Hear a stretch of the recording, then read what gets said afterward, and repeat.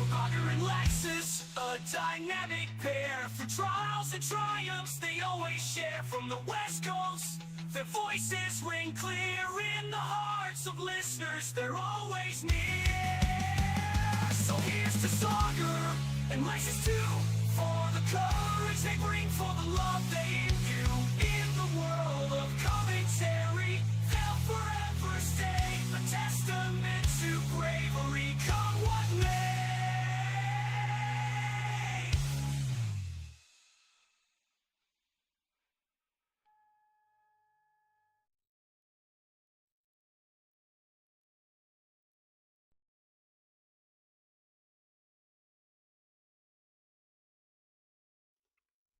Hello, everybody, and welcome. We are back for another wonderful round here at the pitscale.io.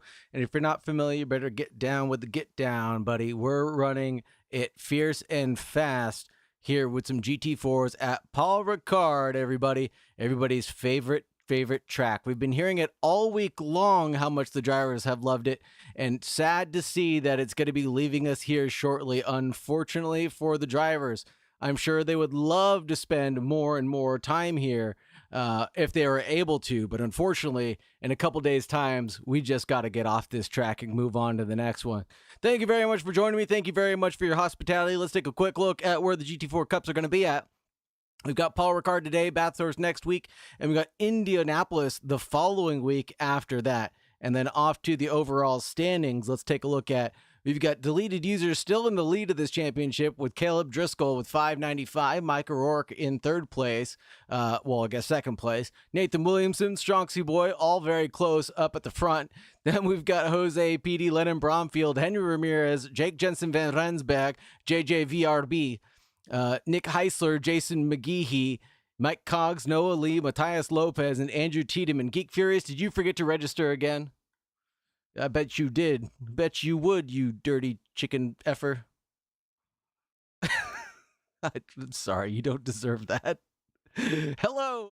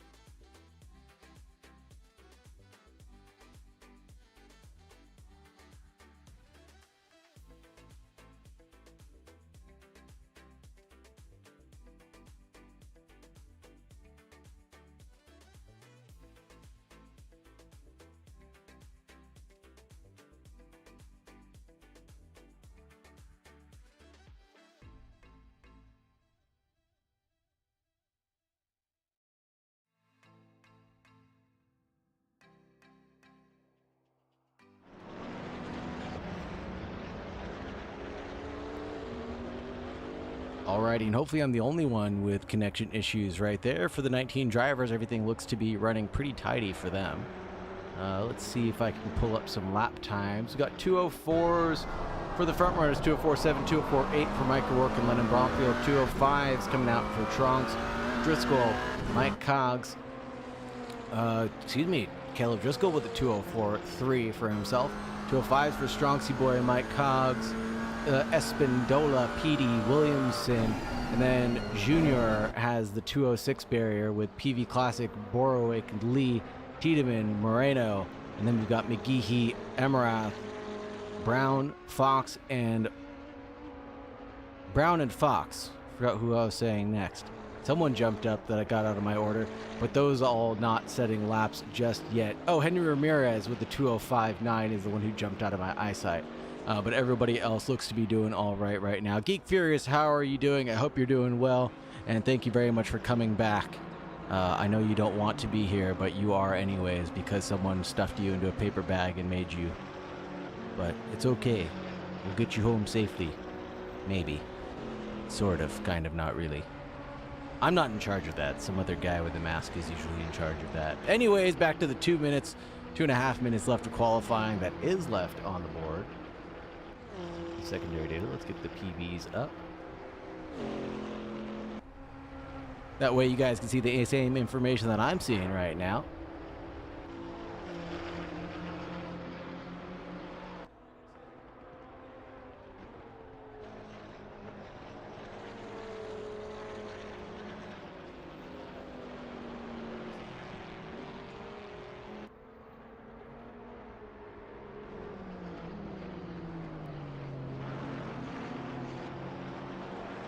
And track temperatures are going to be around 26 degrees Celsius, 34 there. But wow, it's a pretty overcast. I wonder if we're going to see any rain here today. That would really shake things up if we run into rain for this GT4 Cup series. I have a feeling like no, we won't, but let's double check the standings and see what can be taking place here. I mean, sorry, let's check the server information to see what can be taking place.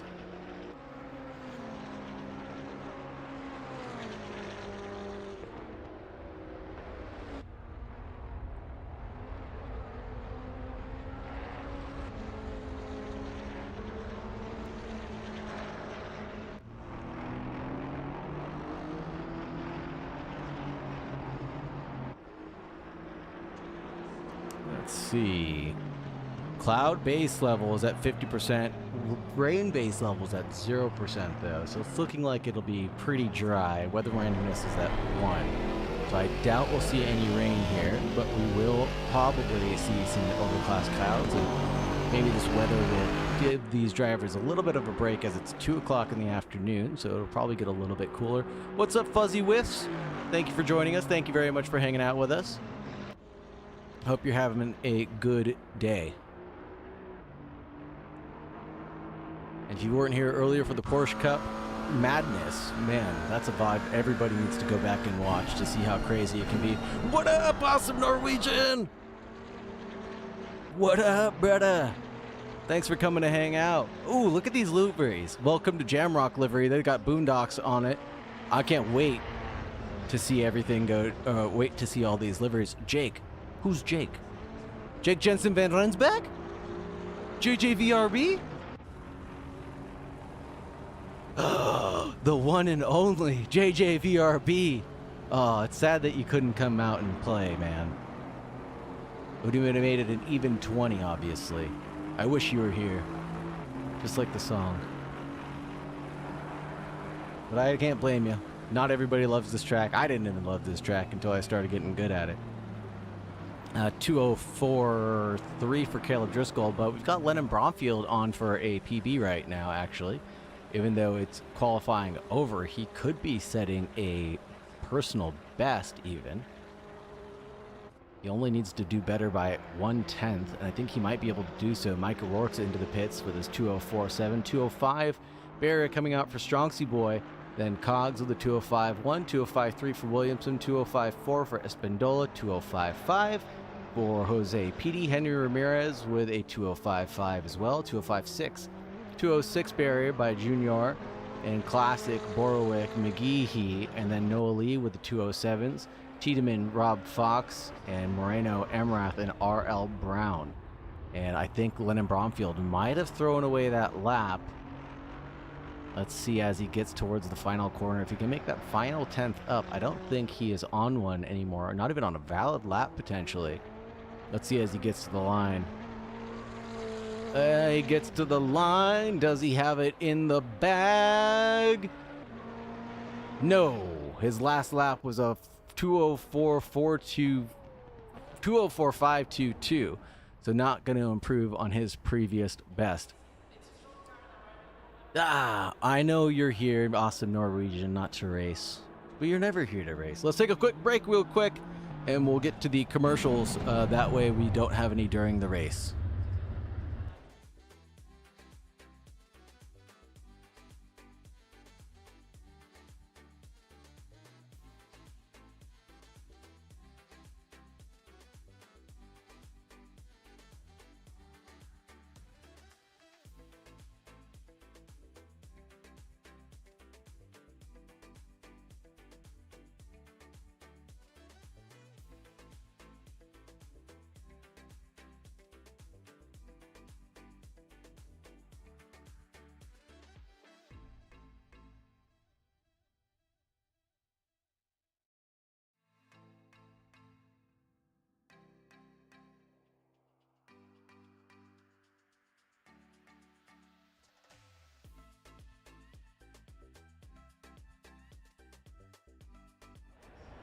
And we're back after 30 seconds. What's going on, Borrowick?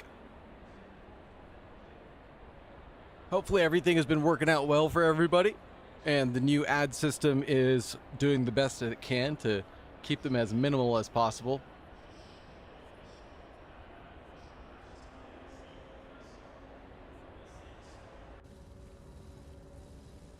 Do I know who the awesome Norwegian is?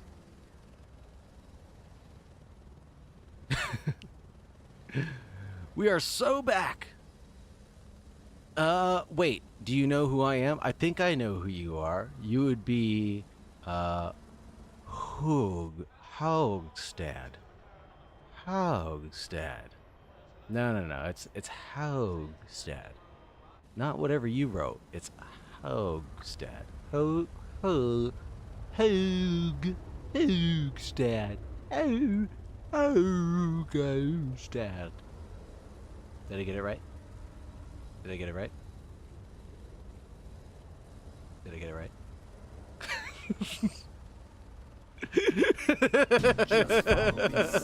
Whoa! Thanks for the drop subs. I don't know who the heck just did that. Oh, snapsolutely. Holy Toledo. I gotta open up Twitch to actually see who did that. The wow. Oh man. Whoa, what's up, Wusky? I knew it had to be you. I was like, nobody else is dropping dollar bills like this, making it holla holla holla. Thank you very much for the support. You are an absolute animal. You're gonna be leading the charity for my pocket money for the stream from now on. That's for sure. A lot of good people getting some subscriptions now. Dingbat Dave, obviously one of them. Let's get going with the livery showcase. But yes, thank you very much, Ashley Clark, for putting the money back into our pocket.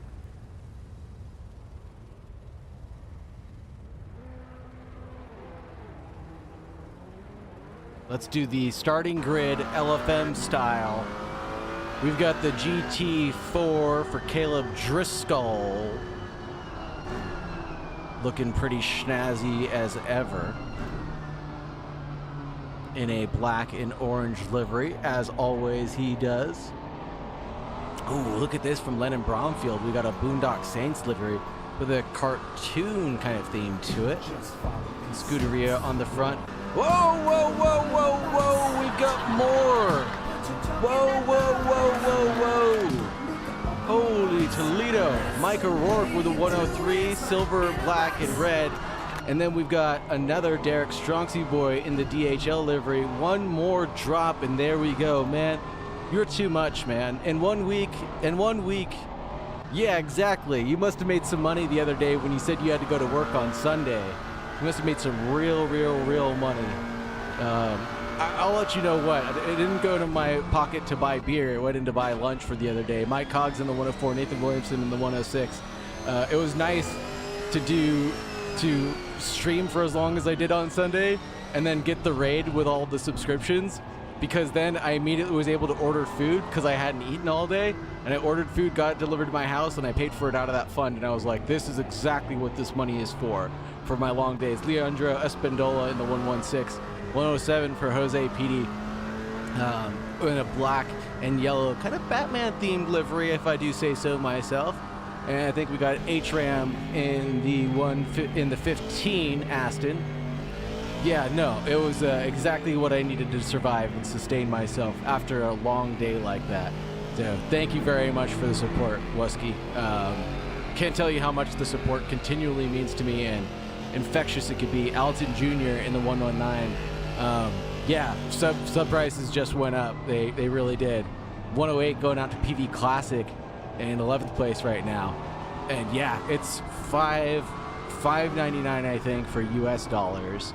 And yeah, so they just increased it by $1 a piece. 113 for Jacob Borowick, and they haven't increased how much the streamer gets apparently, if that makes any sense. Jason McGeehee in the 120.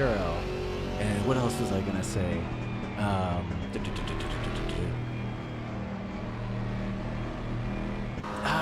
What was I gonna say? No, it's a little less. They basically raise the price by $1 and they keep it. Yeah, exactly. It's like 40-60. Oh my God, what was I gonna say? Oh, my brain. Oh, my brain. 114 for Andrew Tiedemann. Oh, why does it keep on doing that? It's gotta stop. It's gotta stop doing that. The number 19 for Rob Fox. Not riding a Lexus today. He's driving an Aston. And Camilo Moreno in the 117 in 17th place.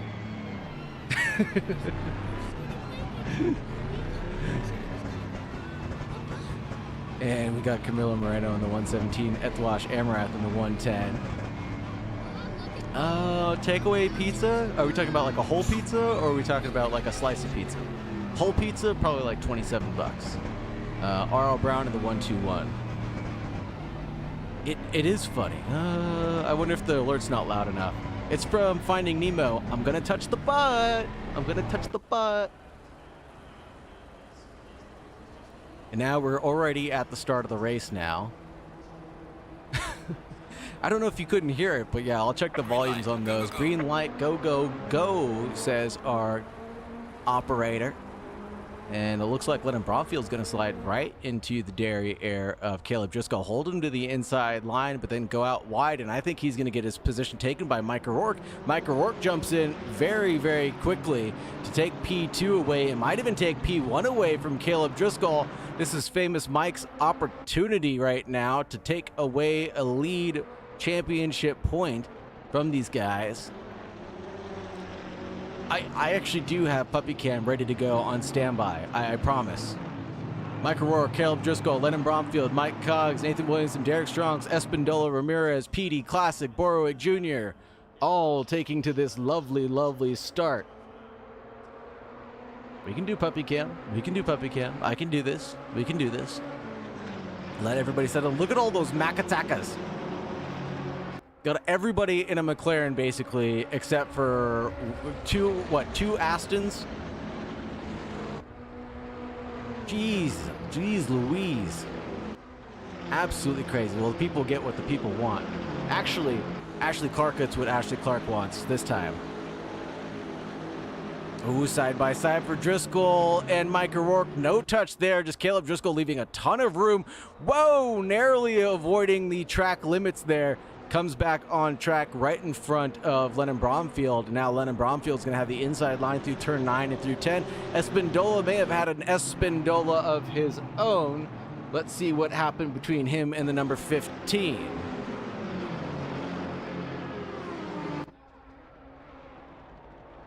And where's the number 15? Number 15 is going to be behind him, if I'm not mistaken.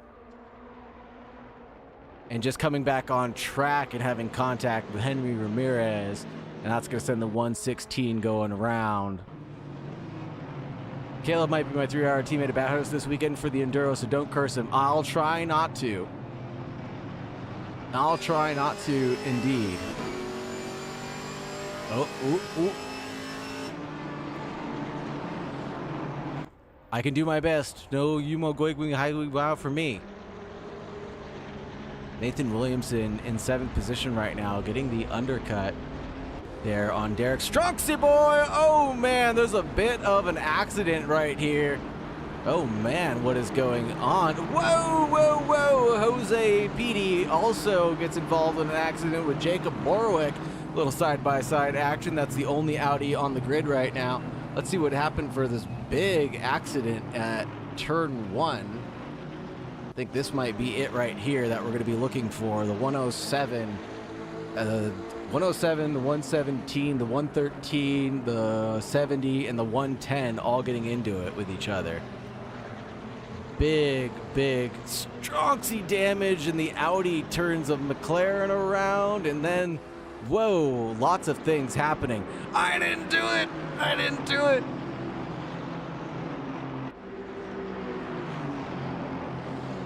I didn't do it. I didn't do it. But the 101 is okay. Caleb Driscoll seems to be doing just fine on his own. Oh. Oh, perfect. Yes, he is a menace. I know. And actually, we can get the puppy cam up and going. Just give me a few more moments and then we'll get that taken care of, sir.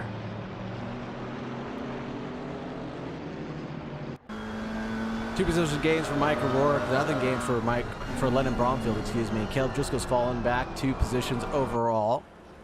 And we've got Mike Hoggs gaining 1, and we've got PV Classic. No!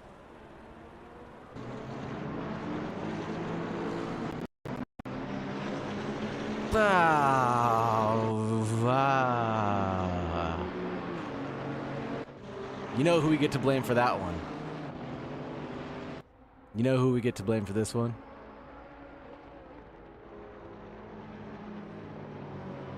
Oh man, we get to blame the awesome Norwegian on the inside of Lennon Bromfield. Oh, and just makes a touch on the inside and then gets a double tap. Oh no. It's the other Norwegian. It's Haugstad.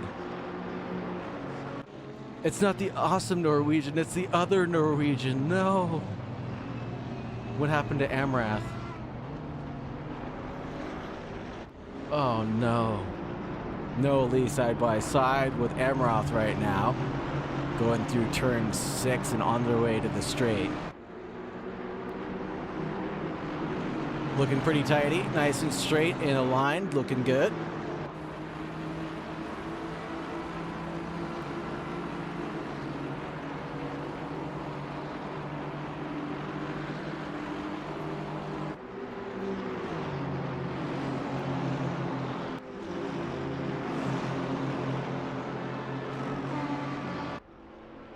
Oh, we knew we had to blame someone. Thank God it wasn't me, though. Just gotta say that. And I think, with a push of a button, we now have puppy cam.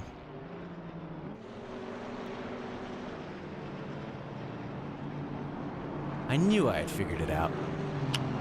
Knew I had figured it out.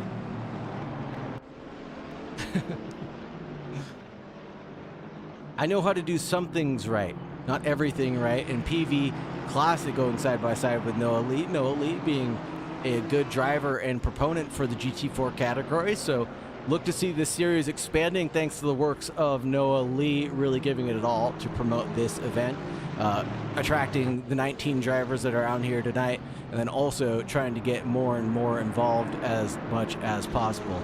Let's actually move puppy camera over here underneath the tower where it's nice and safe, away from all the action that's happening on screen.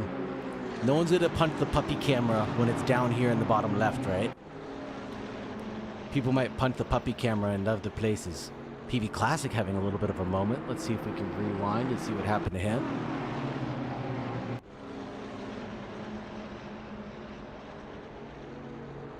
Looks like he's doing just fine. Maybe a little bit of an off track. Yeah, off track for PV Classic right there. No big deal. Nothing to write home about, thankfully.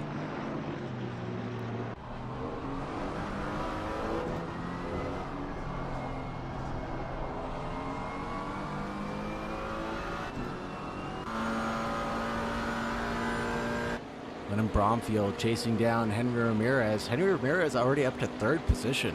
Not quite sure how that happened for the 105. Must have gotten past all the chaos and carnage that was going on earlier.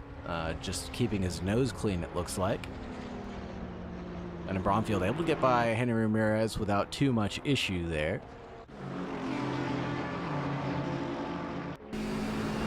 And we've got Tiedemann making his move past McGeehee right now. Made a look on the inside like he was going to do something about it. Maybe backing out of it really quickly.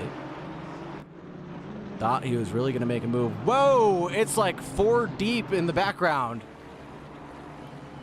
Whoa, that's crazy. And then we got PV Classic going off track. I think he is off track. No, this is a different accident. It's going to be a different group of individuals. Looking back at this gaggle of cars, this is Jacob Borwick in the Audi, the lone Audi here today. And this little cluster of cars careening forward. Awesome Norwegian says, had I known... Oh, wait, hold on. Pass being made from Borwick. onto the McLaren of Espindola. No, can't make it happen at the final corner. Chasing nose to tail, though, he's going to have some major slipstream going in towards turn 1. I think that might be enough to make something happen. Let's see how quickly he can make do with that speed. Not enough on the inside, not at all enough on the inside. Man. Us Norwegian says, had I known about the series earlier, I would have joined. Just didn't want to join at the end of the season, possibly mess with the standings. Completely understandable, but you can always just hang around the back and putt around with us slow folks. Leave the fast holes to their fast holing. Rob Fox in his Aston, chasing down the cars in front. I want to apologize in advance to Rob Fox because he was supposed to be practicing his GT4 lines the other day, and I had ended up talking him into actually doing nothing but GT3 driving all day. So again, I apologize to him, and I hope he's got the practice that he thought he needed for this race. Oh, got Strongsy boy, Nathan Williamson. Nathan Williamson goes a little deep at turn 8, and it looks like Strongsy boy was able to go through. And what can Brown do for me? Well, I think it gave me an overtake, that's for sure.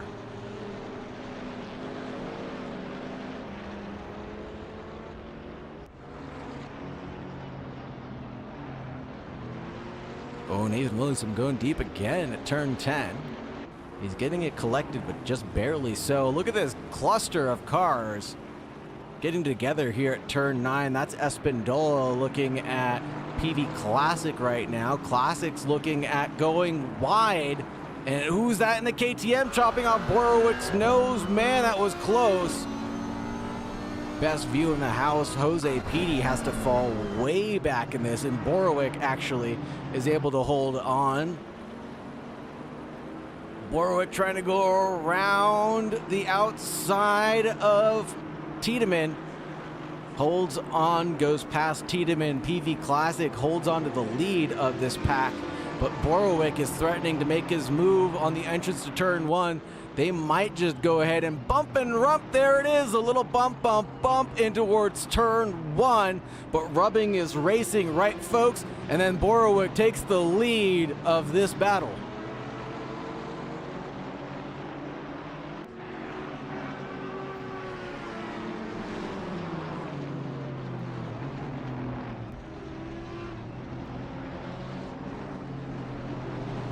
More bumping and rumping going on in the background. No, we look to be okay for now. Just really close. Let's see how Lennon Bromfield is trying to get past Henry Ramirez again. Henry Ramirez must have got past Bromfield one more time.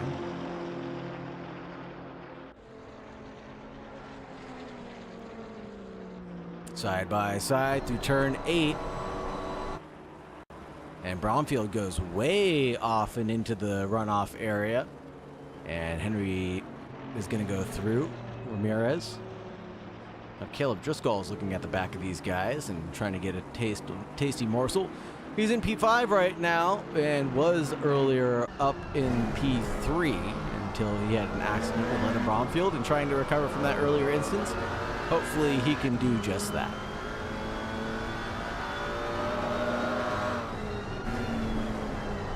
Oh, Bromfield goes super deep there. Caleb Driscoll is going to try to get it inside on Bromfield.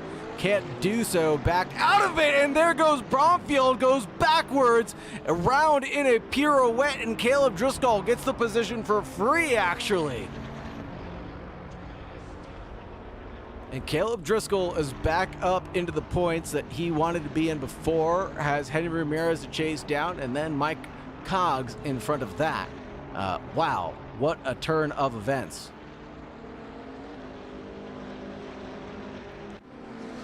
Let's take a look at the backfield one more time.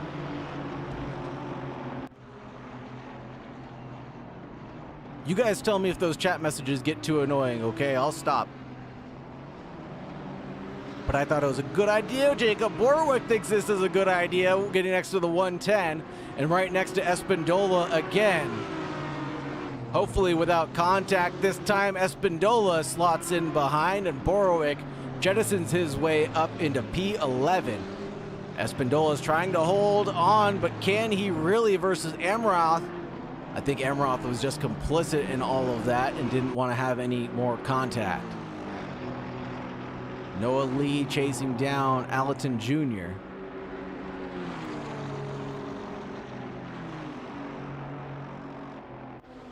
Noah Lee getting past Allerton Jr. now, but that AMG looking really big in that McLaren's rear view mirror.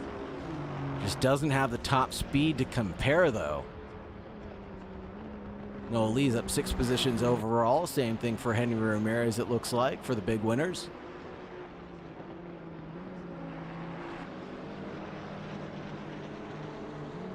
On the inside goes Allerton Jr.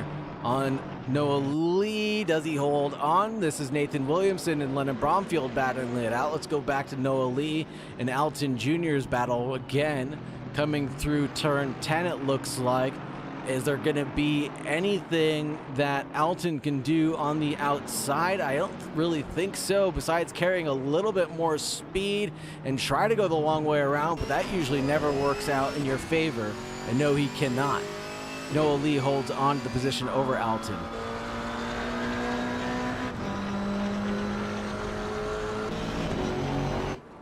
But they're still going to drag race down towards T1, it looks like.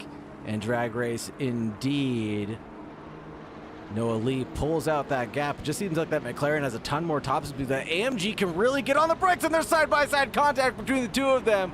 No love lost between friends, and they're going to keep on racing, keep on battling, even bumping one more time down the straight. Towards turn 3 they go. Noah Lee backs out of it, and Jason McGeehee even inherits a position after all of that. Wow.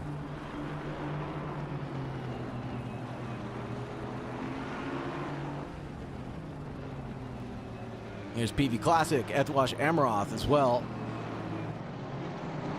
Switchback looking good for Amaroth. Can he get it hooked up? No, misses the apex.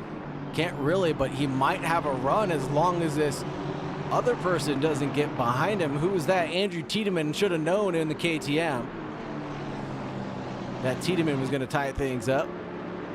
And there it is. There's the run down the front straight that I was talking about, getting around that McLaren. But now the McLaren's going to have the better top speed, I can only guess so. And that'll be PV Classic trying to get back by one more time. PV, good racer, good racecraft. Oh, man, it's 3 wide coming down the back straight. Is it going to be 4 wide coming down the back straight? It looks to be so. Holding on, hold your breath. Amrath takes the right line. PV Classic goes way too deep. Slotting back in is Amroth in front of Tiedemann and almost hits into Jose Petey, but backs out of it promptly so, and Petey takes the position over all of them, but then goes deep and gives it all back away. And here's Tiedemann's view of all of this now in front of PV Classic. Let's get on board to see how he's really feeling.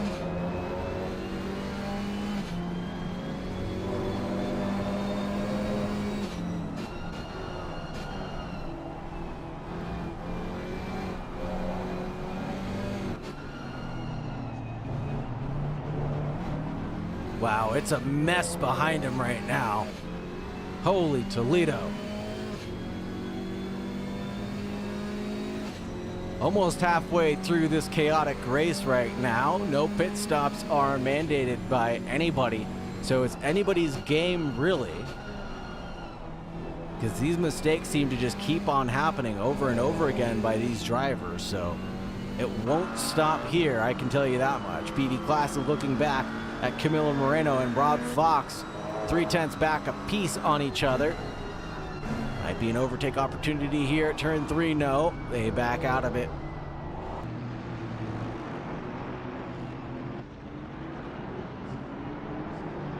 Looking forward, here's Lathan Williamson behind Bromfield and Derek Strongsy Boy. Strongsy Boy trying to give us the brown, the DHL brown, of course.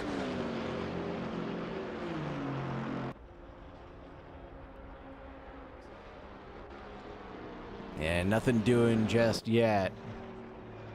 Wow, that's gotta be a drive-through for Bromfield at some point.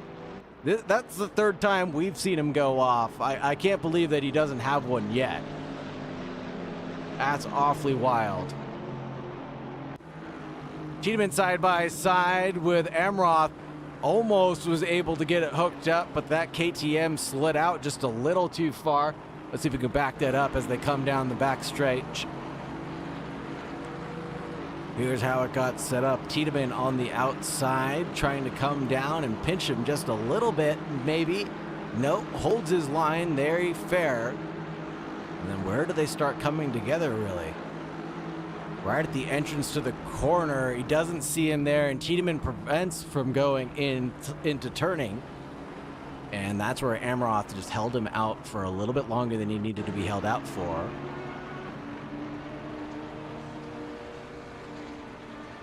Camille Loreno, Rob Fox, and PV Classic all still chasing down Tiedemann in front in that KTM. Here's Bromfield trying to get past the DHL car of Derek Strongsie Boy, and he does do so at turn 3, but can he hold on? I think so. But for how long as Lennon Bromfield has been accident prone on his own, giving positions up?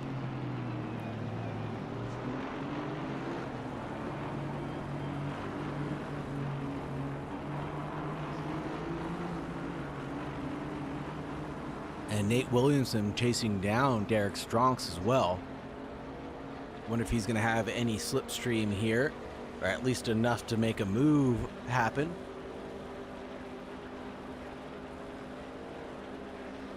Maybe a little bump in the rump to give him the bump draft. Nope, doesn't want to do any of that. Gives a little wiggle for the cameras. What's going on there, Williamson? On the inside, not nearly where he needs to be. Just gives him a little fright of Strongs in front to not know where he is on radar, so he has to be cautious as can be.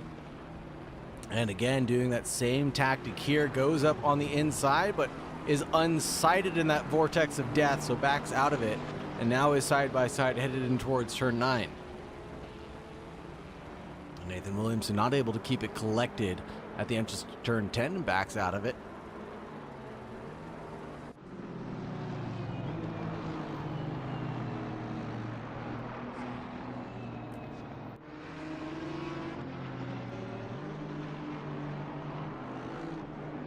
PV Classic chasing down Tiedemann still, about 1 second to drift. Camilo Moreno's looks about 8/10 or even closer behind than PV Classic. The leaders are separated by about 2 seconds, and then 6 seconds back to Henry Ramirez. Caleb Driscoll only about a half second away from Henry Ramirez, so can rightfully gain back this podium position here and now.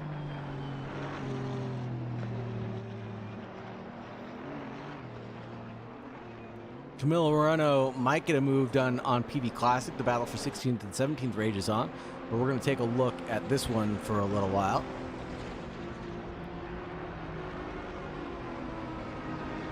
Coming out of turn 7 and onto the Maestro straight.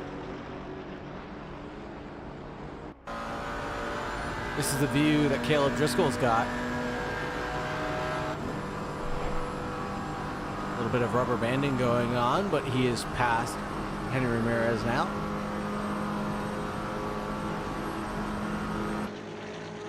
Side by side into turn 8 they go. Caleb's going to go a little bit more wide than he anticipated. Backs out of it, and Henry Ramirez used all of the track space to go to the edge.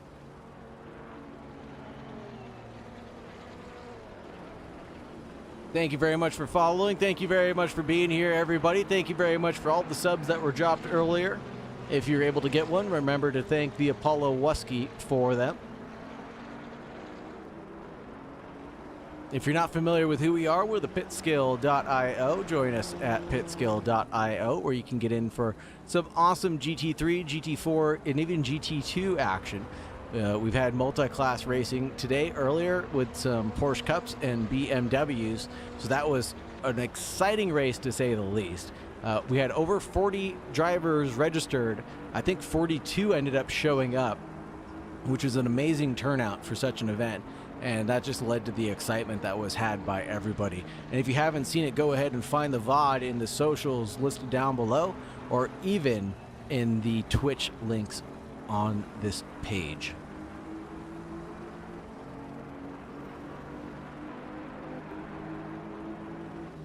Caleb Driscoll still chasing down Henry Ramirez right now.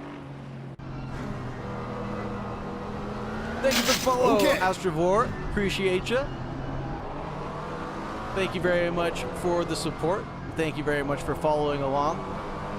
Whether you're racing in this event, the next event, or just here to lurk, I appreciate it. Appreciate everybody who's willing to stop by and give me some love. Oh, here goes Camilo Moreno and PV Classic side by side. Almost a collision there. Wow. Camilo Moreno, PV Classic getting real close. Rob Fox just watching the carnage go down. Wants a piece of the action, but can't really act on it until now. But backs out at turn 4. Waits for his opportune moment and might have already passed. Take another look at Caleb Driscoll, who was 1/10 back from Henry Ramirez at one point, and now the gap seems to have opened back up for him.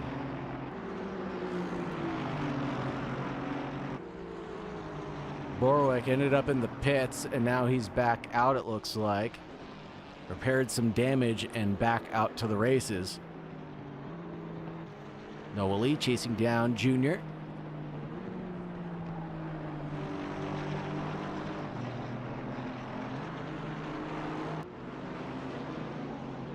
Caleb Driscoll's opened up that gap to almost a second now. Maybe he wants to get some free air and some breathing room before trying to attack again. Sometimes that'll be the best bet to regain your focus and composure, stop following the guy in front, and just reset your head, and then get back to attacking.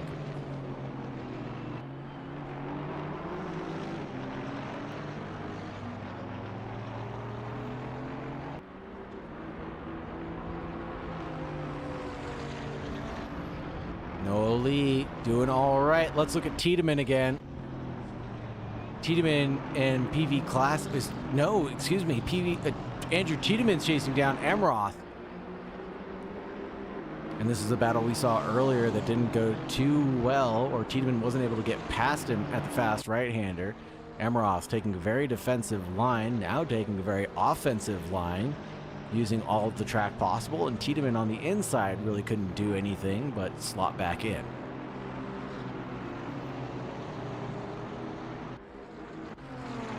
Caleb Driscoll, Henry Ramirez is coming down the straight again. I know, right? Fuzzy whiffs. Poor KTM suffering with non-existent top speed. Let's see how this goes. Caleb Driscoll's way on the outside this time. Doesn't want to get anywhere near, and holds on for one more day. Doesn't want to get track limits is really what I was saying.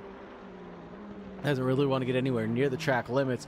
Uses as much track as possible, but had to slow down a little bit more than he thought again to make sure that there was room on the inside and that he didn't breach track limits.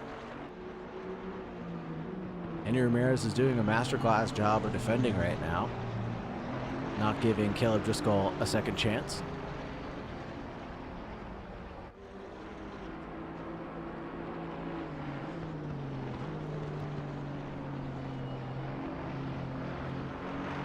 "17 minutes left in this race. We're well past the halfway point, and more action still to come of these drivers." Oh, and it seems that we have lost one driver at least in all of this. There goes Tiedemann and Amroth, 114 and the 110. Going side by side through turn 9, it looks like. Let's replay this one back. And does Amroth have an issue? He does have an issue.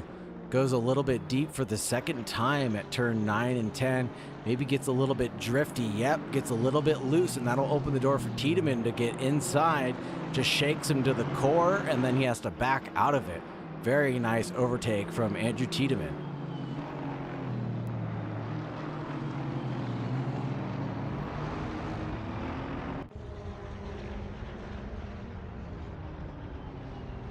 Looking on the inside, can't make a move happen is Amroth. Gets the nose chopped off of him. Rolled up like a newspaper. I swear we've seen this happen on another lap before. You need to have Caleb Driscoll pinch Henry Ramirez down to the inside and then dive away at the last second towards the curbing if he wants to make this work. And there it is. Gave Henry Ramirez just a little too much room to turn in and hold him to his line. And that's why that wasn't able to work this time, at least. Good heads-up driving by both of the drivers to make avoiding action on the entrance to the fast right-hander.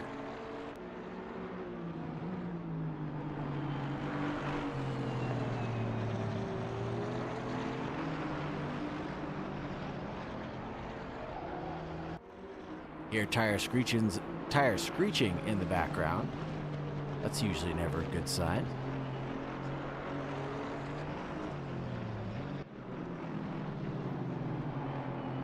No, Elite chasing down Alton Jr. again.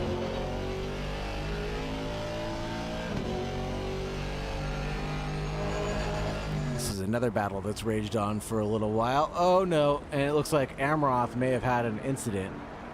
Went back a few positions. Is he still in this? Amroth may have disconnected. Seems like some of the drivers may be dropping like flies due to connection issues, possibly.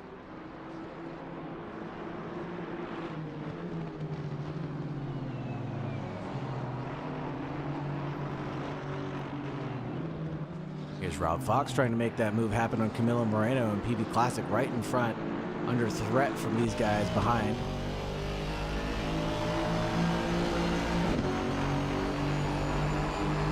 Rob Fox not having the greatest acceleration, it looks like, as he's really getting slowed down by the weight of his car, as the other two are able to keep it going forward pretty quickly. McLaren and the AMG having a little bit more acceleration than Rob Fox's Aston Martin. Able to close down in the braking a little bit more, but not too well. Let's see if he can set something up finally. There it is. That Mercedes may have gone a little deep, but I think Rob Fox backs out of it again to let Camilo Moreno through. Not sure he wants to gain any positions. He might just be here for the safety rating tonight.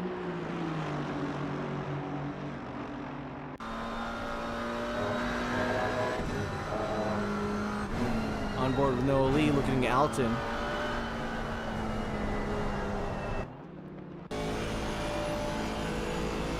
Will Rob Fox go for a move here? I don't know.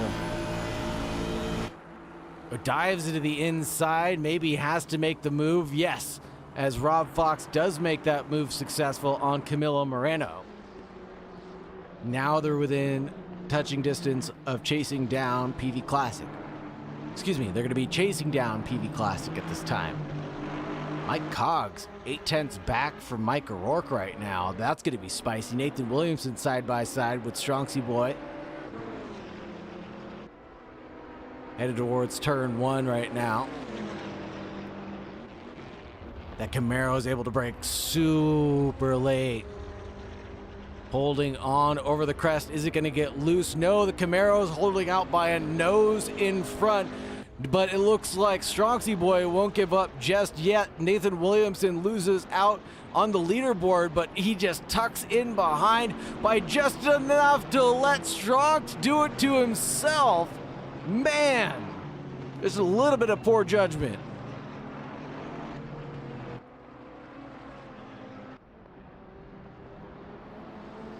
Rob Fox already closed down that 1 point something second gap to PV Classic.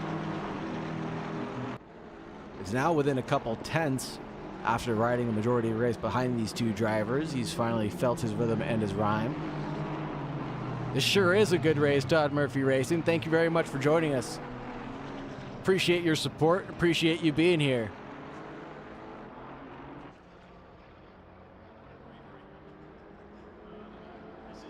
Wow. These guys. Oh, Alton Jr. gets passed by Noah Lee. Where's the action? Side by side coming down the Maestro Straight. And Noah Lee is through on Jr. Let's see if we can recap this real quick. What happened? This is just down the Maestro Straight. Almost looks like he's dragging his brake. What's going on? The AMG is so slow. Holy Toledo. Loses out by a ton like he's standing still. Must have had a terrible exit onto the Maestro Straight for that to turn out that way. Let's look at Mike Cogs right now and Mike O'Rourke. They're in the lead right now. Was down to 3/10 at one point. And Rob Fox ends up getting past PV Classic. No, not yet. Side by side action. Oh boy. PV goes a little bit deep right there and doesn't allow Rob Fox to get through.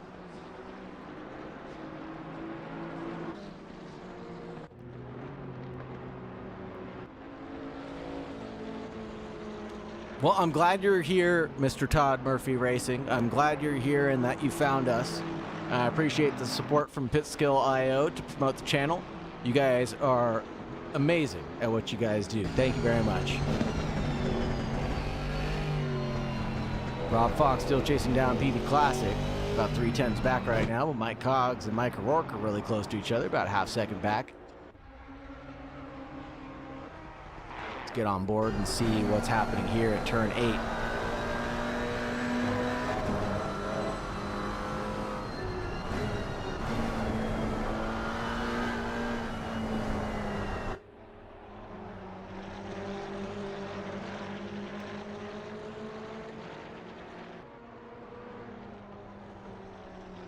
Staying tucked in, nose to tail for the leaders. Noah Lee and Jr. again switching positions. No. Noah Lee managed to stay out in front this time. And looking at turn 12.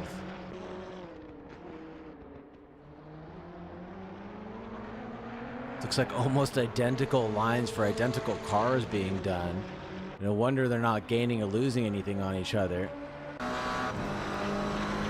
Mike Cogs sure is trying to chase down Mike O'Rourke, but he's gonna have to be able to get some slipstream action to make this work.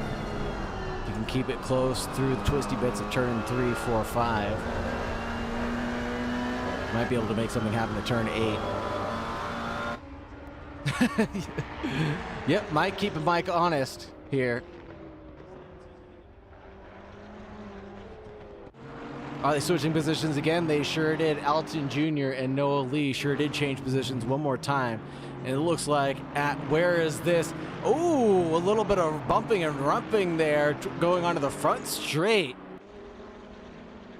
And that's how that move was done. But it looks like Noah Lee probably missed his break point and went a little deep there at the final corner, and well-deserved. Well-deserved overtake by, who was that again? Junior. Junior, we're just going to call him.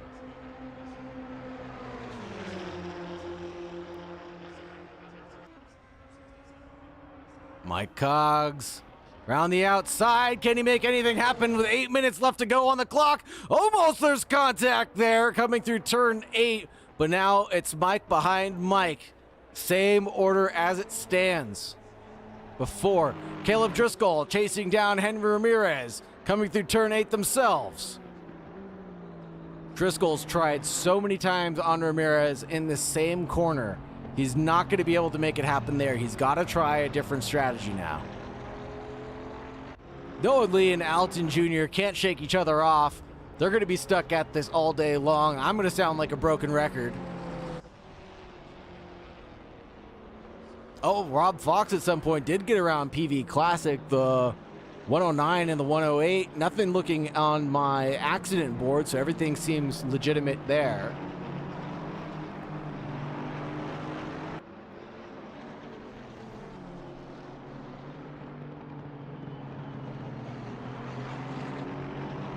Let's take a quick look back at this and see what happened. Yeah, Noah just went a little deep, it looks like, on the entrance to the second to last corner.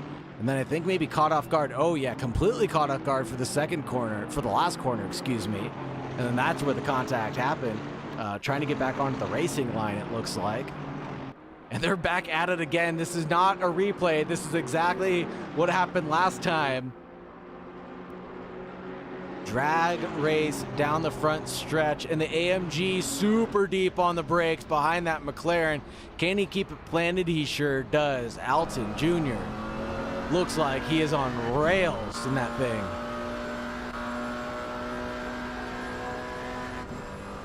This is Mike O'Rourke looking at Mike Cogs.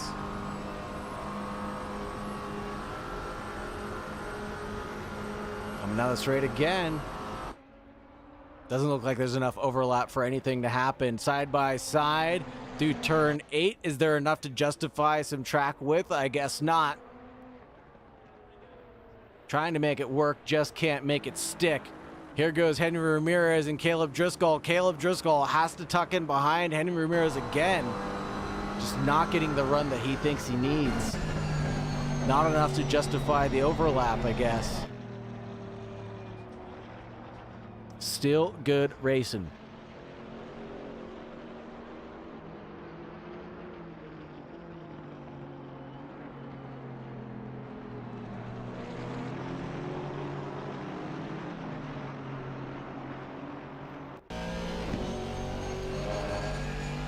Position gains, Henry Ramirez has still gained his 6. Noah Lee has gained 6 as well for the big dog winners right now. And the big losers right now are Caleb Driscoll losing 3, Lennon Bromfield losing 3 as well. And we've got Espindola and Jose Pidi losing out the most with PB Classic as well. Normally they are all consistent and very fast, but I think just this car and track combo surprising some of the drivers a little bit more than usual because of how many different lines there are to take around some of these places.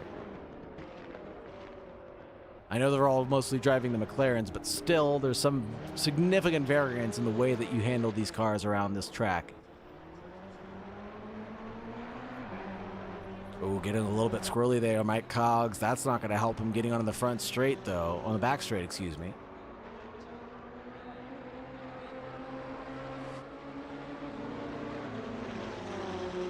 That's going to open up the gap by quite a bit, I think.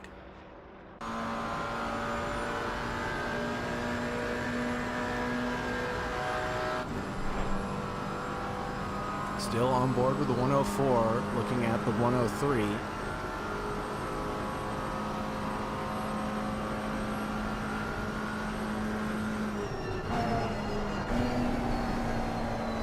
Mike Cox is going to slip outside of the track, using as much of it as he can while he can. This is Caleb Driscoll backing away from Henry Ramirez again, going into towards turn 8. Maybe setting himself up to just push Henry as hard as possible and then get a late move done. They've only got 2 laps remaining. This one plus 1 more, I can imagine, with around 205 laps, 206 laps, excuse me. So the leaders will do this one plus 1 more, if I'm not mistaken.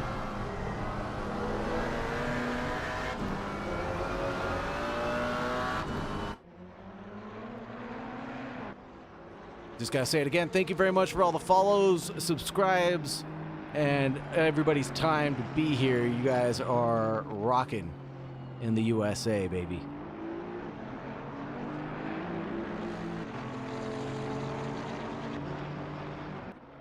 I don't think Driscoll has enough to catch up to Henry Ramirez in that move. Let's look at Camilo Moreno.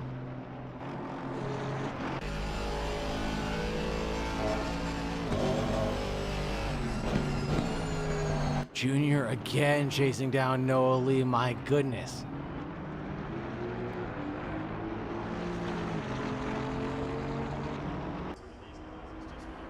These guys are not going to stop each other from having a great race, that's for sure. Good to see great long battles like this without contact for the most part. Obviously a little bump and rumping is going to happen from time to time, but these guys have stayed mostly clean for the time being.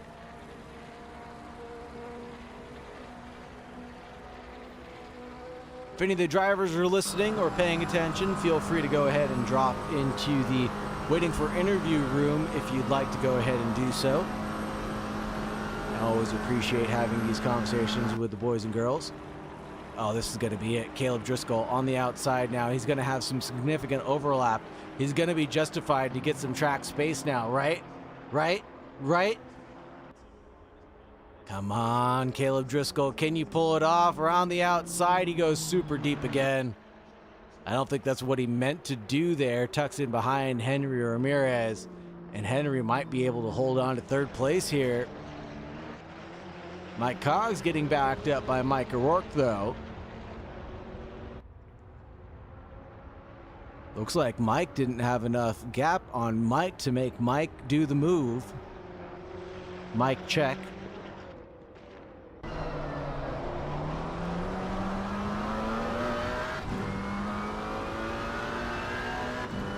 Nobody's laughing? That was hilarious. Leaders on the final lap. There goes our crew chief telling us what to do again.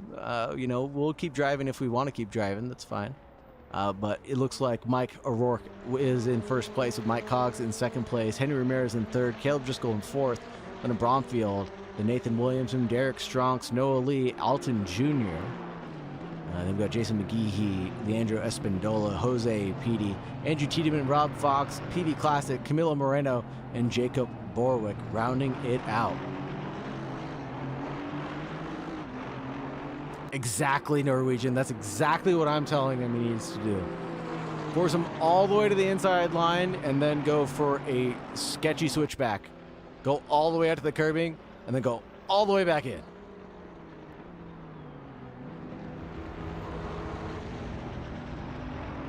It's the one move he hasn't shown yet. So maybe that will be what he does in the final closing lap of this race. He's been plotting and scheming this entire time. Mike Coggs getting a flash from Mike O'Rourke inversely. Or just a flash for the fans at home. Now they're side by side. He won't back out of this one. There's not going to be any contact as both drivers are super respectful of this overtake happening at turn 9. Now Caleb Driscoll again with Mike O'Rourke. Excuse me, with, oh my God, no, he's not through. I thought he was for just a second, but no, he's tucking in behind Henry Ramirez. Mike Coggs finishing it out with Mike O'Rourke, though. Noah Lee stays in front of Alton Jr. Maybe a little bit of side-by-side contact for those two drivers. But they're all neat and tidy. 1, 2, 3, 4 stays as it stands from a moment ago. And coming to the line, this is going to be it. Mike O'Rourke takes P1. Mike Coggs is going to take P2, it looks like. Very nice win for those drivers. Henry Ramirez is going to come home in P3. Caleb Driscoll in P4. We got Lennon Bromfield in P5 with Nathan Williamson in P6. Strongsy Boy in 7th. Noah Lee and Alton Jr. getting chased down.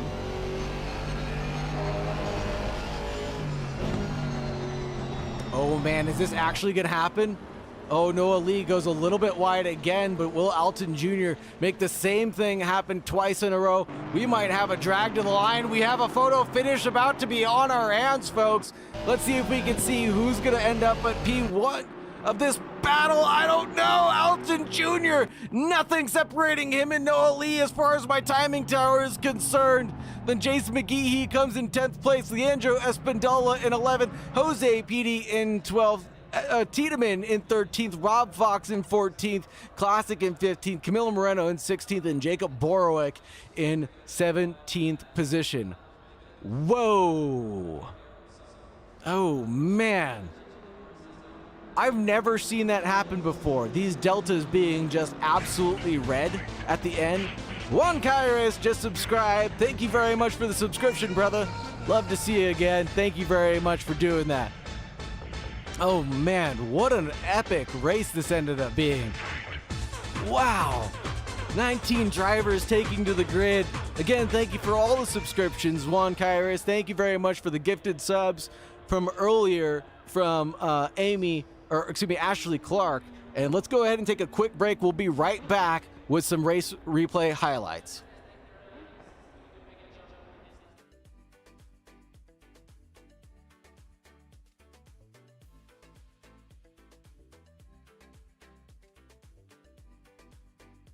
As always, if any of the drivers want to come into the broadcast booth, please go ahead and do so. Get into the waiting for interview room. Love to have you.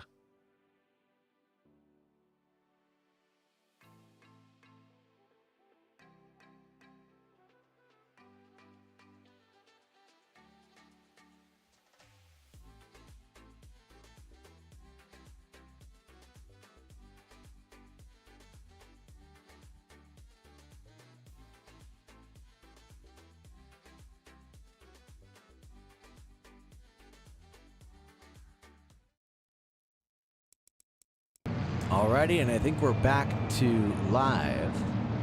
We sure are.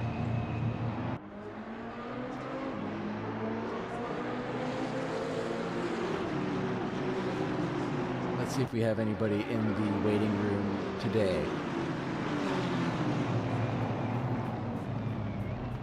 No one in the waiting room just yet. If any of the drivers want to come in and talk about the race, they can go ahead and do so.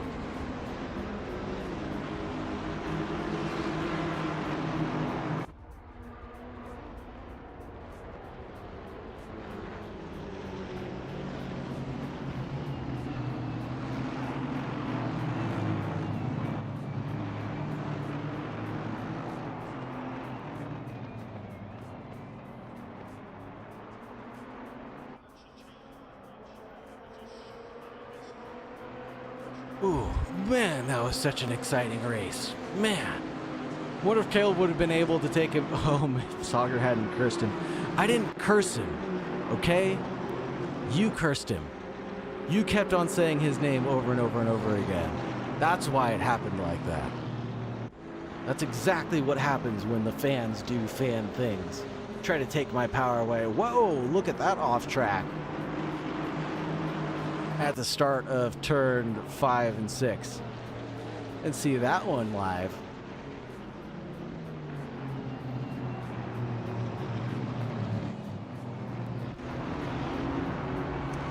Looks like we've got Henry Ramirez coming in for an interview. Alrighty then, let's grab Henry. Hello, Henry. How are you doing, sir? Hey, what's up, buddy? How you doing? I'm doing just fine. It looks like you walked away with a clean as heck P3, defending off one of the champions, Caleb Driscoll. How does that feel? Dude, insane. Like, hey, obviously you guys can't see me, but I have like the biggest freaking smile on my face right now. It's just, I gotta thank Caleb because, you know, it's not just like me fighting there or anything like that. It's the trust between us, you know? Oh yeah. So like he trusted me to squeeze him in a little bit, squeeze me, like the trust that like to race. It's just that's what like that high is like so awesome because it's like, it's not just I got a P3 and I got a podium. That's super freaking cool. But like to be able to be trusted to race like this damn close and like just, it means so much to me. It's amazing, man. For sure. And we're seeing it on the highlight reel right now. You're not only able to battle Caleb Driscoll like that, but Lennon Bromfield as well. Another big time name, a guy who's really fast around here. Where were some of your highlight moves that either you were able to make or really get that kind of justification, that feeling that things were really going right for you? I think the start was the biggest thing, right? Like obviously the qualification, I knew I'm not going to be as fast as those guys, right? Yeah. Because they're just got alien pace in them, right? So GT3 I try pace to and a place, GT4 kind of thing. Yeah, exactly. So I try to qualify as high as possible, try to keep my nose clean at the start. There was a lot of wonkiness going on at the start of it, so it kind of like opened it up for myself. And staying behind a couple incidents, I just kind of saw them happen, and it just opened the floodgates for me to just come through. And then it just, I'm just so elated right now. I can't even find the fucking words. No, I can imagine. I've seen your goofy smile before, and I can only imagine how big and goofy it is now. And yeah, talk about that high. You know, you really have described it really well. It's P3 is great. Being on the podium is great, but battling it out like this is everything, right? That's what we pay the big dollars for in your sim rigs. That's what we spend the time in our rigs for. This is what we want to see over and over. Would you feel the same way if you're battling for, 10th place or last place if you had the same exact battles? Oh yeah, heck yeah, for sure. Because again, it's the trust with everybody, right? Like you can trust everybody to do the moves that you want to do.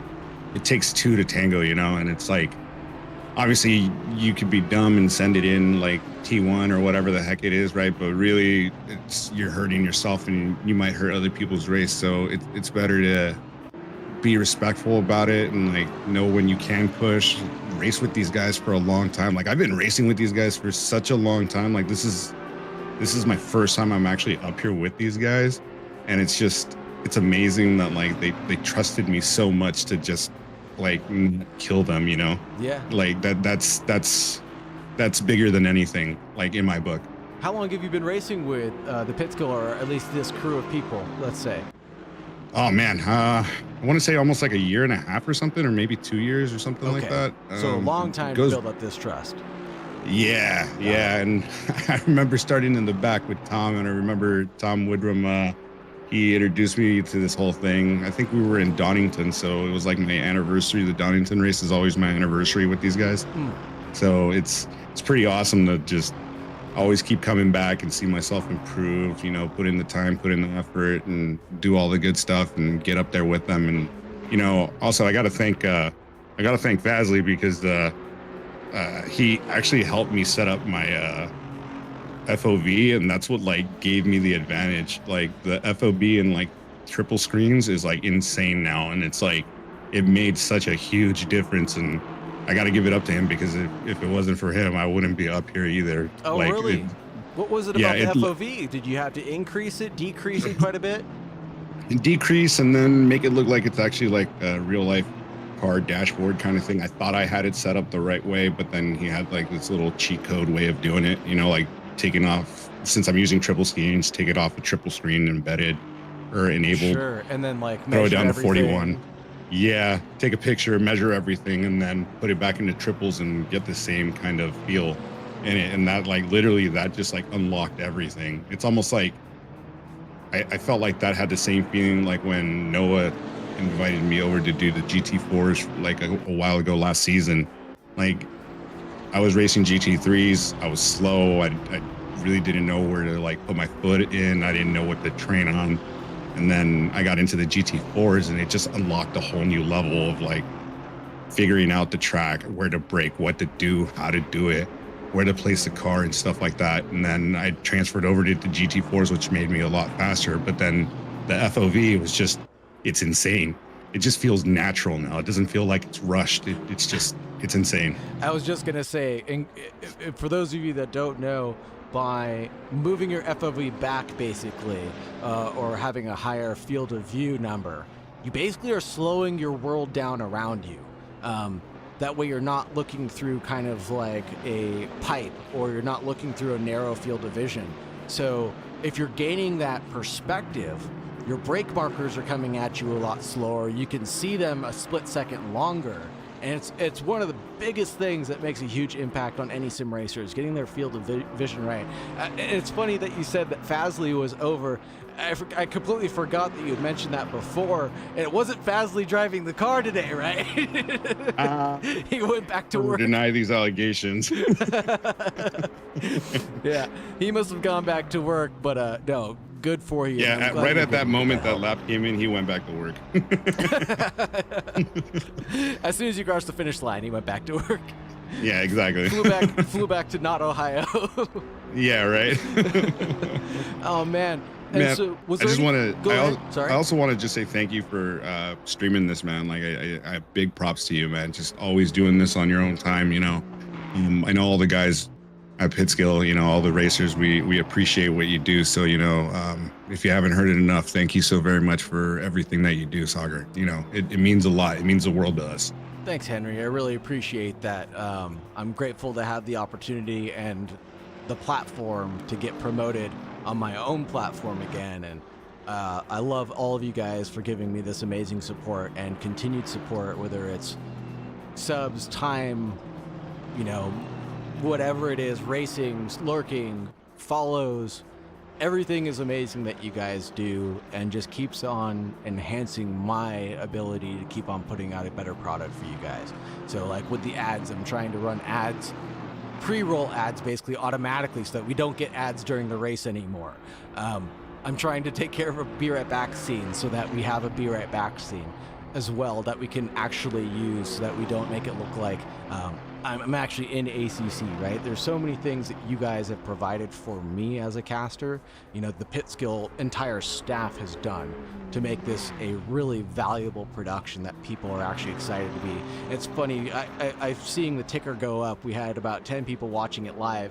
Now we're up to about 22 people watching it live now. It's crazy how that happens. It's the community support. It's the whole family feel like you're talking about, Henry. You described it so many times. The group of people here is what makes this great, right? It's not just a podium. It's not just a P3. It's not just winning a race. It's everything that's here. So thank you very much for the accolades. I appreciate it, but it goes right back at you guys.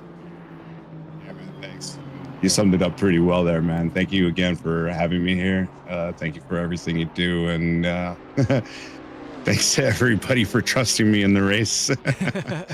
Yeah, we'll have to get Noah Lee up here. I mean, not Noah Lee, excuse me, Caleb Driscoll up here to get a word about how he felt standing behind the Great Wall of China, it sounds like. Yeah, I heard he was driving the bus back there, so I'm kind of interested in hearing what he has to say. I know I heard him in VCs, but it sounded like he was having a really good time back there too. Well, if you can convince him to get up here, I'd love to get his opinion on the race as well. But if not, we'll go ahead and wrap it up soon. Thank you very much, Henry, for joining me. Was there anything else you wanted to talk about that I may have missed? Nah, man, that's it. You got everything on the hammer, man. I'll go ahead and get back there and tell Noah to get in here, though. Thanks, man. Appreciate you, Henry. Take care, brother. All right, later. Henry Podium, everybody liked that. Of course, everybody liked that. Let's not talk about Henry's defense. I've been behind him before, and the man knows how to defend. That's true, the Norwegian. That is absolutely true. And, of course, we all liked Henry's podium. He's a good guy. Why wouldn't we want to support him? Caleb Driscoll. Hey, hello. The man who couldn't get past the Great Wall of China. How are you doing, sir? Well, I could be better. He could be one position higher than the rest. Yeah. I think, were you involved in an incident earlier with Lennon Bromfield, if I'm not mistaken, coming around turn 6, maybe? No, it was the last turn. Yeah, I did. I hit him in his rear quarter panel, and that was really shitty. Almost looked like netcode on my screen. No, it was just a stupid position to be in for me. It looked like it was so close to being not even a touch. I don't mean to drive that one home. We can get off that topic whenever you want, but Lennon Bromfield actually didn't have a great race of his own, not to rub any salt in his wounds. He spun out on his own as well a little bit before that or after that, I can't remember, and just He could did, not recover. Yeah, span out, same corner, span out, going around there again, and I sort of got past him at that point. But It was a beautiful pirouette, though, I think. oh man, it was just a rough race all around for both of us. Oh, man. And being stuck behind Henry, I think over the 21 laps that we had done, 21 to 23 laps, I think. It was 22 laps, excuse me. You and Henry went side by side, what, 10 times through turn 8? Yeah, probably. Yeah, sounds about right. Oh, my God. And at what point were you going to try something different, or was there another option available to you than going side by side with him or trying to go side by side and make that move happen? Yeah, so I did try a couple different things later in the race. I would try to stay behind him at some point. I would try to squeeze him far to the right. Essentially, there's really not much you can do to get around after the straight there. Yeah. And Henry was doing a good job of not really staying to the far right, but kind of in the middle right. So either way, he was going to get, the best use of that track for as much as possible, as far as we could tell. We were screaming in chat that you should hold him as far as you can to the inside line and then dart away to the curb and then turn in. And then I started thinking, I go, well, that's not really possible in a GT4, I guess. No, I sort of tried that towards the end. Yeah, he's still got the inside, and he's hugging the apex of the inside really well. So there's no way for me to get that cut back and sort of get the inside for the following turn. Yeah. So yeah, it was tough position to be in. And there's no way that you could hang it around the outside. Long way around, math doesn't work out that way. No, because the next two corners are also right-handers, so you're going to be on the outside for 3 corners, and it's never going to happen. And how does the McLaren handle to those 3 corners, basically? Is it loose, planted, oversteery? It's pretty planted. It does pretty well. I was running a little bit of a higher wing than I did in the qualifying session, so it stays pretty planted. I wanted that extra wing just to keep the tires good throughout the race. Sure. And how important was it to keep those tires good till the end of the race, because a lot of people Yeah. not really having a great time. It definitely helped out. And that's why I think Bromfield was probably running a lower wing setup, and that's maybe contributed to his spin. So definitely the running that higher wing kept things stable for the entire race. Okay. Wow. Because I saw a lot of people really just falling off towards the end. I think Rob Fox was able to actually get some moves taken on the very end, last 3 laps, PV Classic and Camilo Moreno, just for that very reason. And how important is it to just have either a planted setup, manage your tires for a 45-minute race, so that way you don't have to pit and you don't have any kerfunkles during an event like this, because this is a different structure than normal pit skill events, right? Yeah, different structure than some of the other pit skill events. And, to your point, it sort of varies by car. So for something like the McLaren, the tires tend to go pretty quickly. They're gonna run out by the end of the race, so you want a little bit more stability. But if you're driving something like the Aston or the Mercedes, usually the tires will do a little bit better than in something like a McLaren or an Audi. Ah, very good information to have. Thank you very much. So do you think that that's what helped Henry as well, was that he was able to kind of push as hard as he wanted through that fast stuff without having to worry about grading or tire wear or anything like that? Yeah, definitely. So yeah, Henry was very planted throughout all the corners, both in Sector 1 and Sector 3. So yeah, I'm sure his car did him pretty well there. Wow, interesting stuff. I'm not much of a GT4 guy, so I don't have too many more questions to ask, or I don't even know what the right question to ask is.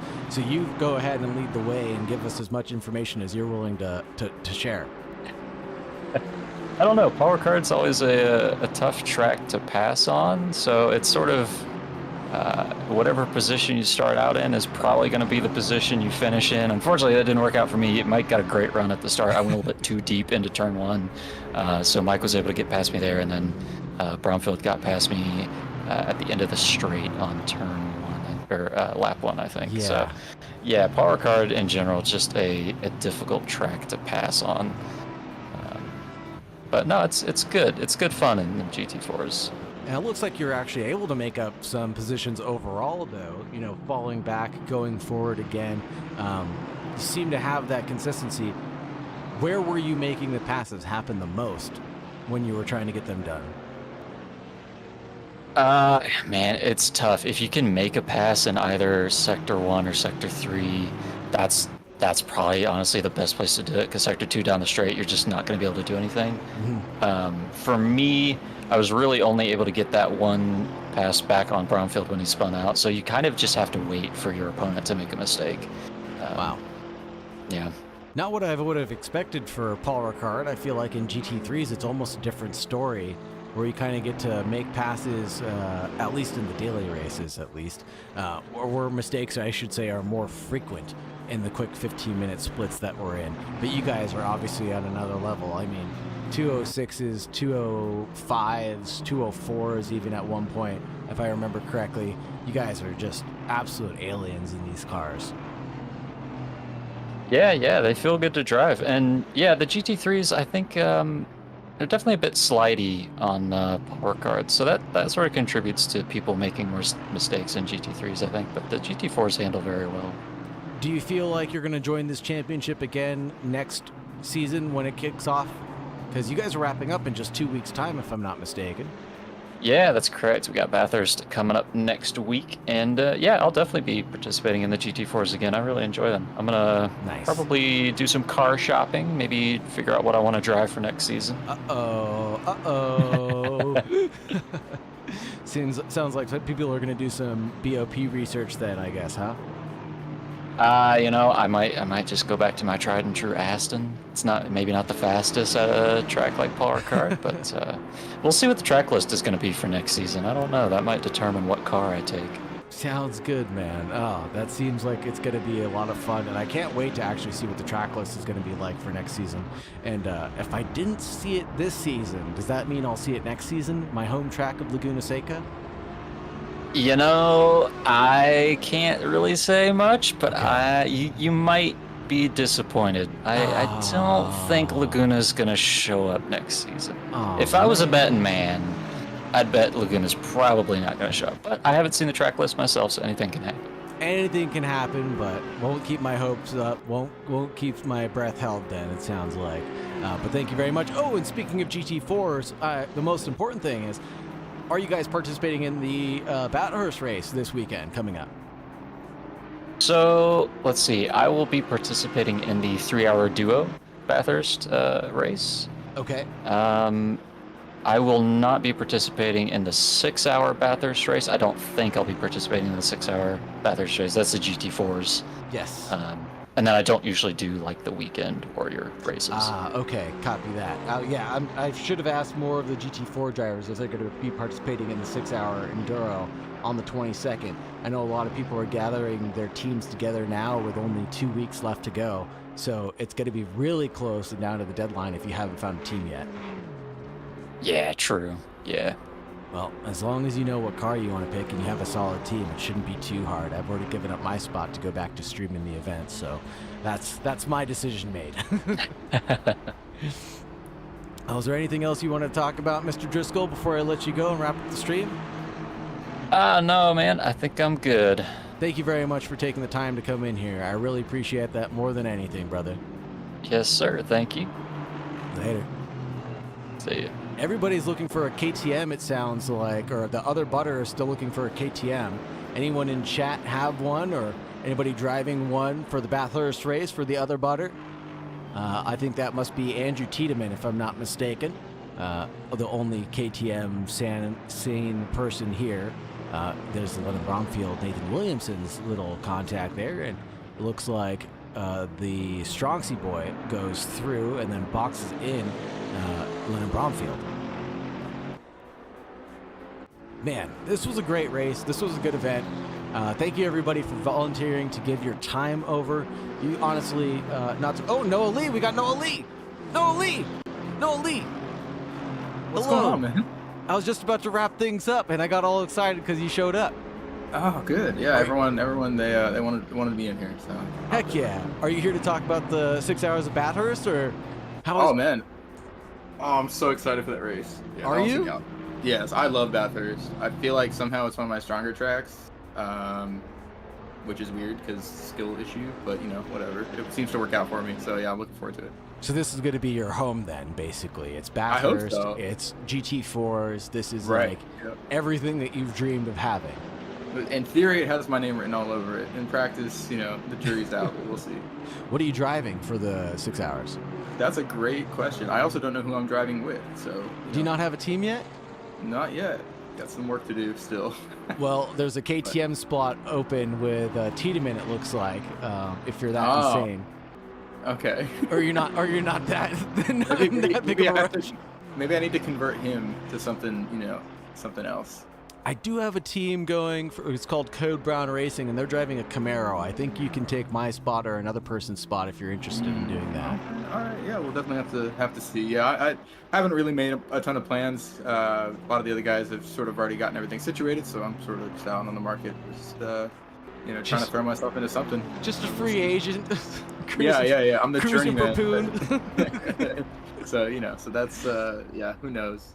You got the But window yeah, no, rolled I'm down looking- in your Looking McLaren. forward to it. Yeah, no, I've had this one bookmarked, man, basically since they announced the endurance races. I'm not really a huge endurance guy. Last week I did one of the duos, which is by far the biggest endurance. It's not even though like 3 hours isn't like anything crazy, but that's like the only like endurance race I've ever done. And it Oh, was really? fun. The prep was fun, you know, going into it. And unfortunately that race ended up being super scuffed and didn't go very well. But you know, that like taking it a little more seriously, I guess. I mean, we were still just there to have fun. It was me and Jake, and just having a good time. But you know, we took it a little bit more seriously. It was really fun. So That's the most important thing, especially in those endurance events, is that the team building is great, the preparation is great, the event might not be great, but everything else will actually make that one part of it not really matter at all. Finding setups, communicating with someone, spending a lot of time together, shooting the bird over setups and arguing over things. I always loved it a lot. yeah, yep, definitely excited. But I'm glad that this race is over. Oh man, you and nice. Henry Ramirez basically had identical races, or Caleb Driscoll, I should say, had identical races. How many times did you go side by side with Allerton Jr.? Oh man, I was so like my tires. I was running zero wing as you do in the McLaren. Oh man, okay. So I had insane speed on the straight, but by the end, of course, the tires had really died off. So basically, first and third sector, I'm just like parking the bus, just trying to keep this guy behind. But even if I let him through or he got by in the first sector, I would just fly past him basically every straight. Yep. So we just ended up in this like infinite cycle, which kind of sucked. I felt like if we weren't battling like that, I had a little bit more pace, and Nathan up ahead had a couple little scuffles, and whatever. I think that there may have been more in it. Sure. I'm just glad that I did manage to keep it in front of him, barely crossing the line. So. Oh yeah, man, drag to the line, right? Yeah, man. The McLaren is a. You guys had nothing separating you two on my leaderboard, by the way. Wow, literally okay, nothing. Yeah. I didn't look at the results. I have no idea what the official gap was according to ACC. Yeah, I wonder what the official gap is, because for me, I literally see nothing. It has it at 400s. Wow. Yeah. Okay. So that's the gap between myself and you. So yeah, I mean, it was fun. I got a little argy-bargy. I had some early contact. Oh, I don't even know who it was. I think he left. It's Amaroth. I had some contact with Amaroth early. Some off and on track overtaking, off track stuff, whatever. That was the bull car, frustrating. Yeah, and then I finally got clear there. Had some good pace for a while. Was getting to really stretch the legs of the McLaren, and then like I said, the duality of the Merc and the McLaren meant that Junior and I were just on top of each other the whole time. And like I said, we had some argy-bargy moments. Unfortunately, my race was pretty scuffed. I had a 17x incident-wise, so really not great. And a couple of like kind of stupid contacts for no reason, but whatever. And then there was the one incident that happened at the final corner where I think you had gone deep into the second to last corner, and then really deep into the last corner, and then that's where Junior was able to get by you again.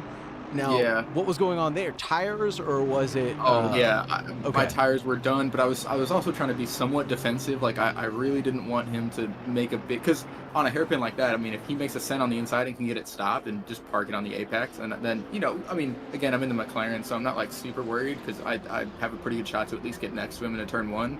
But if I can be the one to park it on the apex and make sure he stays behind, and then I can just scamper off on the straight so that I have a little bit more margin through the first sector, then that's obviously what I'd prefer. So I was trying to be more defensive, but as the tires died off, like I did start running deep there, and then having to do like some switchbacks and just other random stuff. So yeah, it was not a great race for me overall.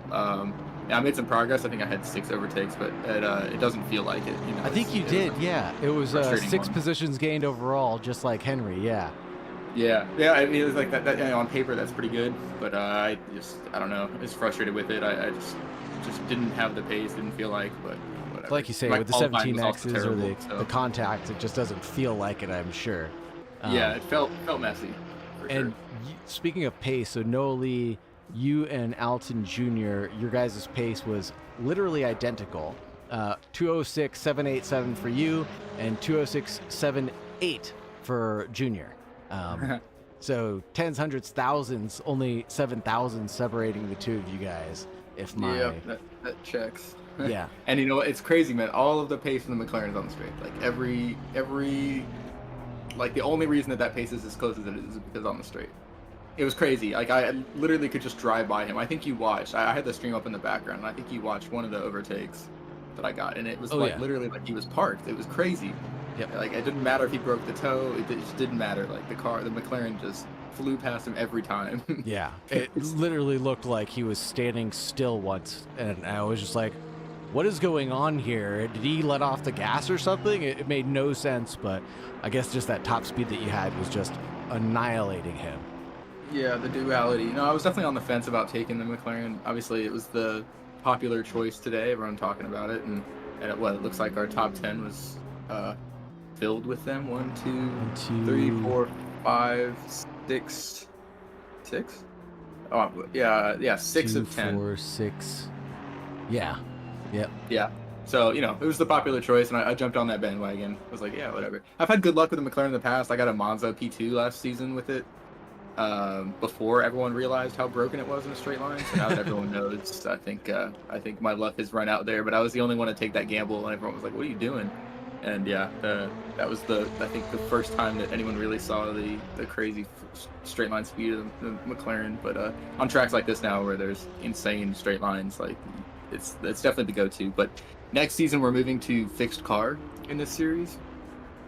Really? So I think that this series, I guess, spoiler alert, this series is moving to like a full-on league next season.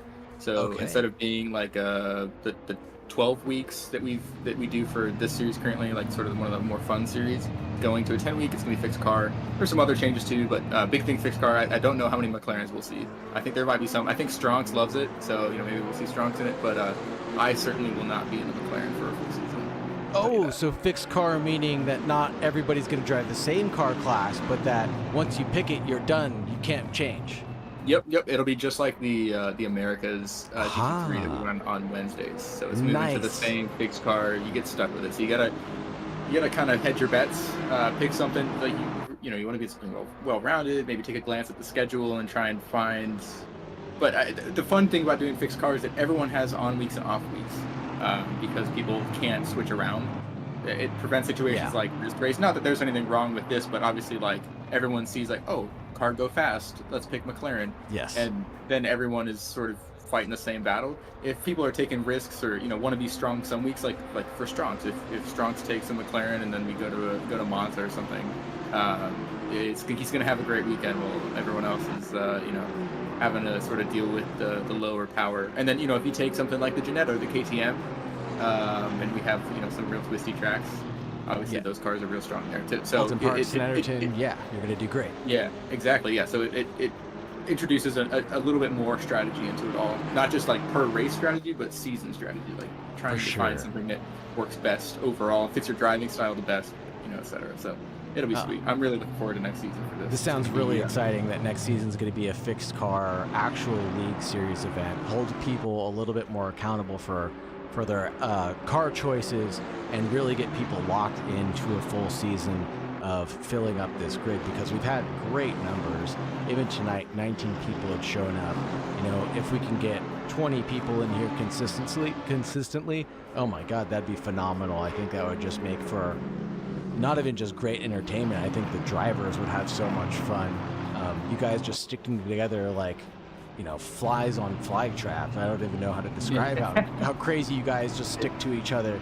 And once you guys get into these little packs, there's no shaking you until there's a major accident or incident that finally releases someone from this cork in the bottle. And it's so much fun to watch continuously. Yep, and you'll see a lot that faster guys maybe have a previous incident and end up behind these groups of slower guys, but it doesn't matter. There's no, just like way to slip through everyone, so you kind of get pent up behind, slower drivers, and you're trying to figure out how to get by, but they're battling too, obviously. So it just, the GT4 racing is something else. And I know that every time I'm on stream, I feel like I'm talking about how great GT4 is. We were talking about it tonight. A lot of these guys agree that this is it's definitely my favorite series. I think a couple of the others agree that this is their favorite series on Pitskill. And I've heard we've had some jealousy among the Europeans as well, because they don't have an equivalent still. So it's nice to have something that's special that everyone enjoys, and it's become a big hit. When it started, it wasn't quite as big, so it's great that it's picking up and getting some traction. ACC in general doesn't really have many leagues running GT4s. No. It's pretty limited. So I feel like, because you see it like on Reddit all the time, people, like there are no public lobbies or anything where people are racing GT4s really. So it just doesn't, like, no one is interested in them. So it's fun to like get people to try them at least, and then most people when they try them are like, oh yeah, this is fun. This is close racing, and the speeds being lower and everything, and the longer stint time also, like managing tires and trying to balance everything. Yeah, it's like managing a higher fuel load as well at the beginning of a stint. It's pretty awesome. Yeah, so definitely one of my favorites. That is a very good point, Noah. I'm really interested to see how this pans out for a full season now, and hopefully we can get more of those people attracted. And you're absolutely right. I think for the Zolder race, first time I did this, man, there might have been 5 or 6 people in here. We got 3 times as many of those people now for the same event. And I mean, I know Zolder as well, Zolder. So a lot of people didn't want to be there. But now looking at this and just filling up this grid is just so phenomenal, man. You must be so thrilled with managing a series like this. And hopefully, wink, wink, we get Laguna Seca picked for next season somewhere. Oh man, I'm trying my best, man. I'm trying to get Laguna involved at some point. But no, but all credit goes to Brendan Huddleston. He's the series manager for this. I've helped out a little bit. He the last couple months he's stepped away for school. I think he's back around though, so hopefully we'll see him more. Some of his crew as well, some of the other guys there, they're awesome. So really love racing with Mr. them. Huddleston as well. Yeah, they got it all started, and I'm happy to help wherever I can to get this one growing, and and to see it move into the league. Like I said, it's going to be awesome for next season. I think that it's it's moving in the right direction for sure. And then one last thing I wanted to ask, BOP, is there a pit skill BOP for the GT4s, or are you guys running the stock ACC stuff? I believe there is BOP for GT4. I have to Okay. double check real quick because I don't want to be wrong, but I do believe we have it. Yeah, pit skill BOP is for all of the cars in the game. So Okay. that includes GT2s. Actually, sorry, not all cars. I don't think it applies to the 488 Challenge or the Lamborghini, the spicy Lamborghini. I forget what it's called. There's no BOP for those because those are like spec racing normally. Yeah, so you don't okay. really- The S2, they're only racing yeah. themselves. But there's actually a bot for TCX. It looks like as well. So, oh no, there isn't. Okay. I was going to say, Well, we very have it- interesting. Yeah, so we have it for and no Porsche Cup as well. So GT2, GT3, GT4 has Bob. those spec the cars. spec cars do not. But, Got it. but yes, there is BOP. It helps out a little bit. If we look at let's see, we're at Power Cars. Let's take a look at that Bob. I'm actually curious. Let's see. 570S is carrying around 14 kilos. Oh, wow. And the Aston had -19. Okay, so that's so the Aston had a pretty big buff. Chevy was carrying around some extra weight also. The Camaro had 18 kilos added, and the Mercedes was down -7. I think those are like the main cars we saw today: the Aston, the Mercedes, Yep. It was an Audi. The Audi is -6. Lone Audi by Borwick. Lone, He won't. lone Audi out he won't there. give And it then up. The KTM I'd hope is at -40, but it's only at -11. So yeah. Then maybe That's- that'll get changed in the future. Hey, credit to Andrew, man. He runs the thing every week, and I don't know how he does it. Yeah, and credit to all the people that put in all the work to get the BOPs right, or as close as possible for everybody. Oh yeah, the BOP team is awesome. I know they've put in a ton of work. And actually, like if you look at server browser, if you put Pitskill in, you see a bunch of servers that aren't Pitskill. So many.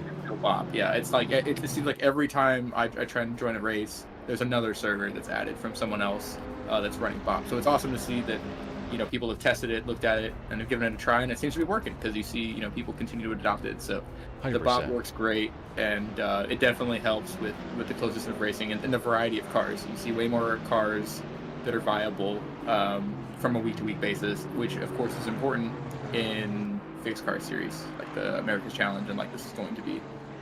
The BOP means that that you have people that are maybe more willing to take a car that might specifically be disadvantaged at certain tracks because of its power to weight or just like low top speed. Like the Ginetta has terrible top speed. Well, if it has a crazy amount of negative ballast, which is -27 kilos this week, which is insane. Wow. It helps sort of even things out. So it definitely adds a lot to the racing. Yeah, and like if in GT3 stuff, I haven't seen as many Nissans as much as I've seen here at the Pitskill, and I'm surprised one of the things that hasn't been touched yet in my eyes has been a Bentley, but I'm sure that'll all change very soon, that we'll start to see a Bentley roll out more and more as someone figures out a very nice setup for it. Yeah, absolutely. I gave the Bentley a shot in the right-hand driving. I just couldn't do it, man.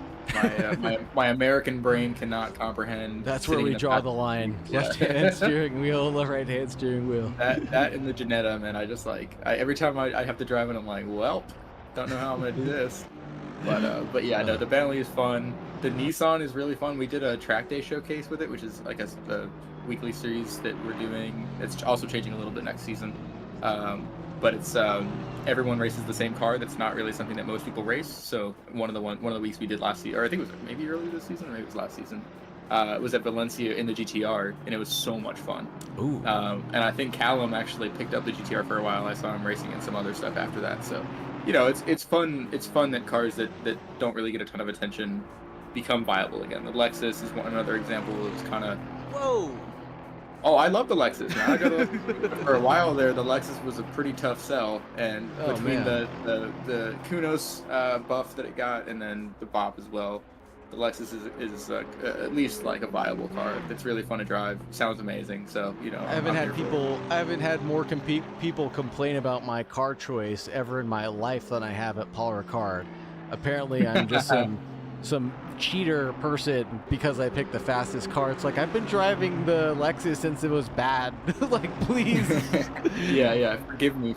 No, yeah. See, Nathan and I are gonna have a great Wednesday, I think, by the sounds of it. Oh, this sounds like it's gonna be awesome. I'm excited to see you guys out on Wednesday again. Yeah, more cylinders.